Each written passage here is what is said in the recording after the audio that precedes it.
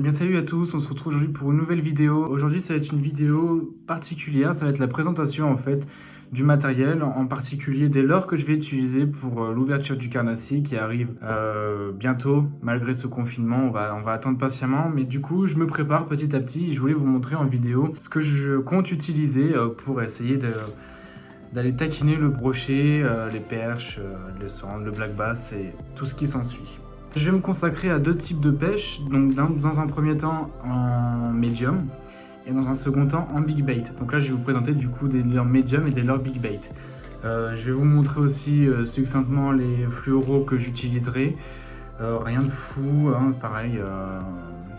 Donc voilà, ça va être c'est du fluoro, je vais vous montrer maintenant. C'est du fluoro de chez Caperlan. Donc en ce qui concerne le medium, on va partir sur du 22 et 50 centièmes. Et j'ai également du 20 centièmes. Et là, je les ai pas sur moi, mais j'ai du 70 centièmes et du 80 centièmes pour le big bait. Voilà. On va commencer sans plus tarder. Donc, dans un premier temps, je vais pêcher avec des petits leurres souples de 3 pouces. Ouais, il doit faire 3 pouces. C'est des Rock Vibe. Avec une petite TP de 5 à 10 grammes, ça suffit amplement. À utiliser, je pense, pour les eaux un petit peu claires. Mais bon, parfois le chartreux, les eaux chartreuses, les eaux bien chargées, ça peut fonctionner également. Les eaux chargées ne veulent pas forcément dire qu'il faut tout de suite pêcher avec des leurres de couleur flashy. C'est vrai que ça marche, mais des couleurs foncées dans de l'eau chargée fonctionnent aussi bien. Ensuite, je vais pêcher avec ceux-là, parce que ceux-là j'ai des bons résultats et je les aime beaucoup. C'est des Gunky. C'est des Gunky très flashy par contre. Donc là on est sur du 10 grammes et du 7 grammes. Ils ont une taille différente.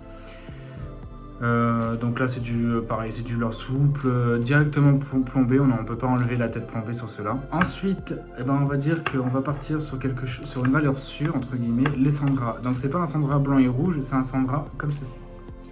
Voilà. Là c'est pareil, c'est une TP de 8 grammes. C'est ça, TP de 8 grammes avec une jolie virgule. Donc j'en ai 3 comme ça et j'en ai 3 également blanc et rouge au cas où. Parce que c'est quand même une valeur sûre. Ensuite, en médium, j'aurai celui-là. C'est un Gunky Gamera. Il nage entre 50 cm et 1 mètre d'eau. Il fait 27 grammes. Il est en suspending en fait. Je ne l'ai jamais utilisé, pourtant ça fait un peu plus d'un an que je l'ai et jamais j'ai pêché avec. Donc ce sera le moment de l'essayer. Voilà. Avec des bonnes billes, par contre, j'ai oublié de préciser, des bonnes billes, je pense qu'il y a une bille bien creuse dedans, parce que ça fait des bonnes résonances quand même. Ensuite, pareil, donc un crank, bonne bille également. Là, lui, il nage entre 1,50 m et 2 mètres d'eau. Il fait un tout petit peu plus de 10 grammes. Donc voilà, on va essayer avec ça, couleur Fire Tiger. Je voulais également essayer, donc peut-être pas en début d'ouverture de la pêche, peut-être plus quand il fera un petit peu plus chaud, malgré que là le temps se réchauffe, donc l'eau se réchauffe également. Mais j'ai envie d'essayer la frog, tout simplement. Surtout que j'ai repéré deux endroits où je pourrais pêcher, où il y avait pas mal de nénuphars, donc je pense qu'en restant en proximité des nénuphars, ça peut être sympa pour le brochet. Puis les attaques à vue sont toujours assez impressionnantes. Voilà, donc en médium, qu'est-ce qu'il me reste? Ah oui, alors il me reste des one-up. Voilà, donc ils sont c'est des one-up slim par contre, en 4 pouces. Voilà, coloris chartreux et coloris blanc. Donc là il m'en reste que 2, faudrait que je recommande. Voilà, donc là TP de 5 grammes pour ma part, pas plus, voire 7 grammes, mais c'est le grand maximum. Hop, je voulais également essayer une autre technique de pêche. Je vais naviguer pas mal sur les techniques de pêche cette année. Je vais essayer de découvrir pas mal de choses et de vous les montrer du coup en vidéo. C'est le drop shot.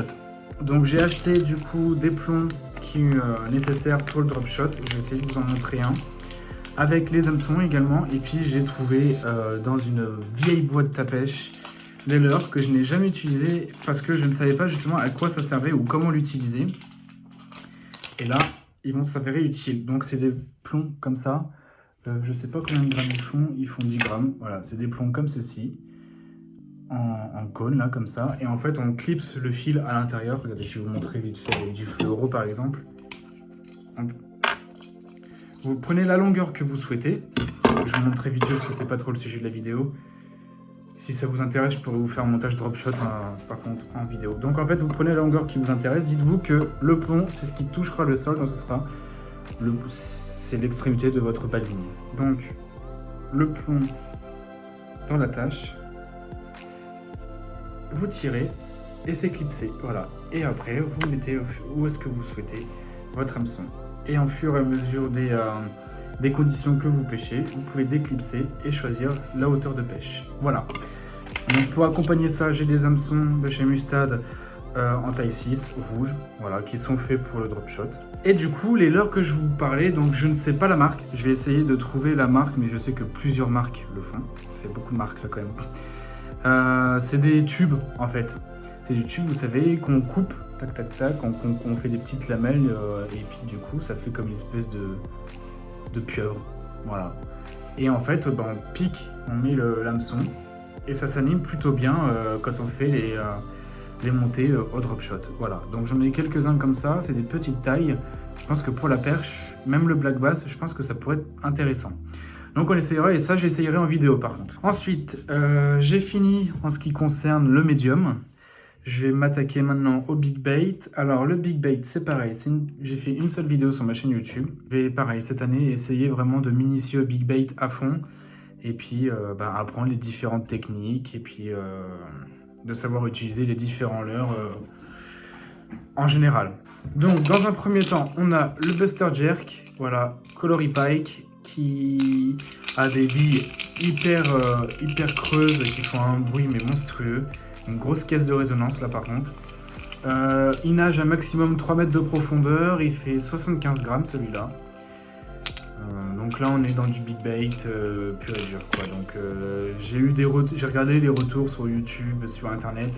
Il a plus besoin de faire ses preuves normalement. Enfin en tout cas il faudrait qu'il fasse les preuves avec moi. Voilà, donc ça c'est pareil, je vais l'essayer en vidéo et puis vous aurez mon retour là-dessus. Nous avons, donc là il y a des leurres aussi, je vais vous présenter des leurres qui sont pas trop dans le big bait mais que je peux lancer qu'avec ma canne big bait. Donc voilà, vous allez voir. Donc je vais faire du plus gros au plus petit. Donc là on a leurre connu de chez Savage Gear, peu utilisé en France il me semble. Donc là c'est pareil, on est sur du 90 grammes par contre, très grand. Hein. Là si j'étends la queue, c'est vachement grand. Je peux interchanger la queue si je veux pour en avoir une plus petite ou si jamais celle-ci est coupée par exemple. Donc voilà. Ce que je trouve intéressant en revanche sur celui-là, c'est qu'il y a plusieurs attaches, une là et une là. Donc ça c'est parfait pour les différents types de pêche. Hop, ensuite, nous avons un autre gros leurre de chez Gunky. Donc là, le leurre est de chez Gunky. La taille, c'est du 20 cm. J'ai pas encore fait l'armature, hein, mais c'est du 20 cm. Et au bout, j'ai rajouté une TP de 50 grammes de chez Fox Rage, dis donc. Donc voilà, donc là c'est pareil, là on est sur du big bait. Armature, je pense que je vais faire 2 triples. Voilà, 2 triples très simples. Un ici, un en bas. Parce que le brochet a souvent tendance à attaquer la plupart du temps par le dessous.